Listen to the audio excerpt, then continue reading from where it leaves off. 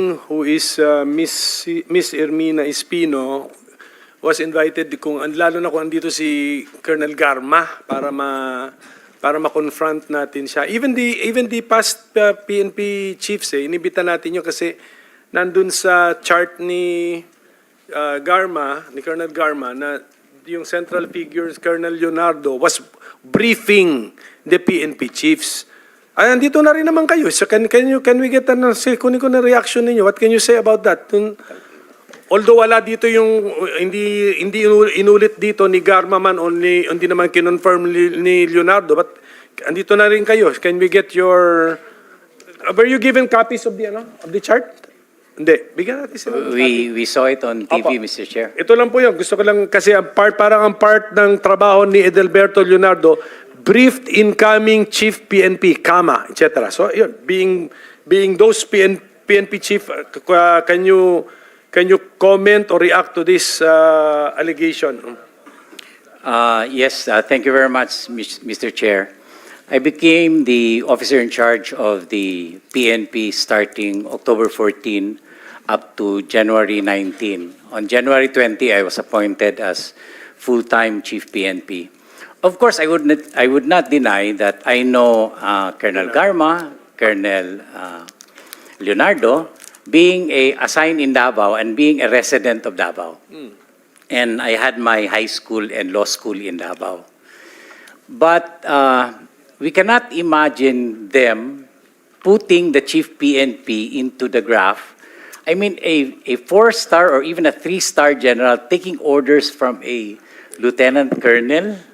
Di naman order, sir, but a briefing on the drug situation. Not even, Okay, because we rely extensively on the knowledge that the PNP has. We have a specific directorate taking care of that, which is the Directorate for Intelligence.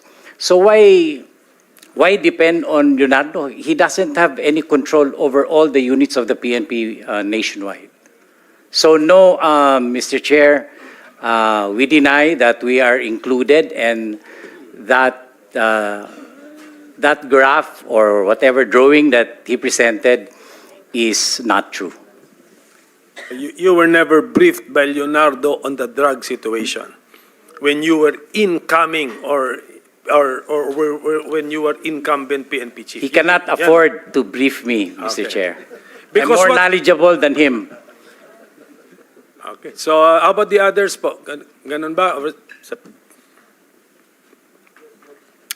Your Honor, Sinas. just like General Gamboa, I have no briefing before I became the chief PNP. We get our instructions from the President because the President is regularly conducting a monthly meeting with us, sir. And he relayed the instructions through our SILG, sir. So we follow the flow of communication, sir. Thank you, sir. Thank you, General Sinas. General Danao, sir. Okay. Yes, sir.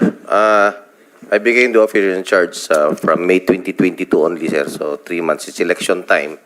And when I became MPD director, regional director of 4A and NCR, never did we get any instruction, or why should I get also a instruction from a lieutenant colonel?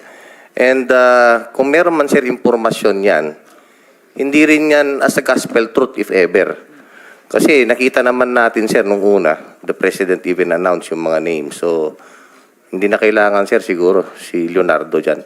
So, we never got any instruction or I never coordinated for that matter.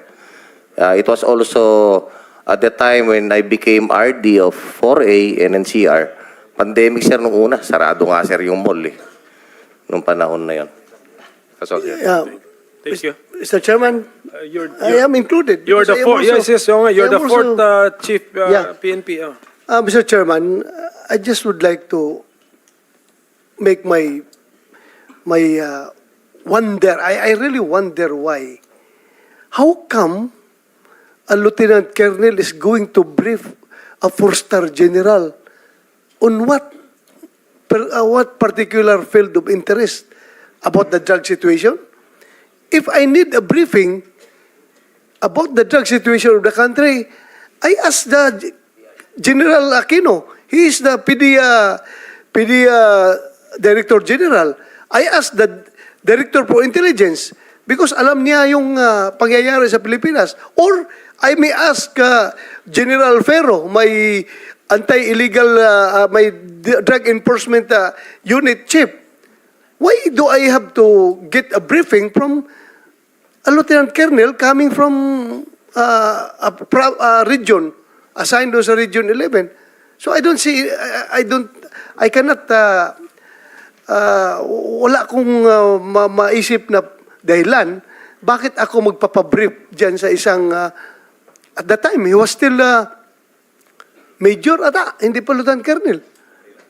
Lieutenant colonel naman, nung ako nag-chief PNP, never, even a single instance na nag-report yan sa opisina ko, either Leonardo or Garma, they never reported to me. They never report to me.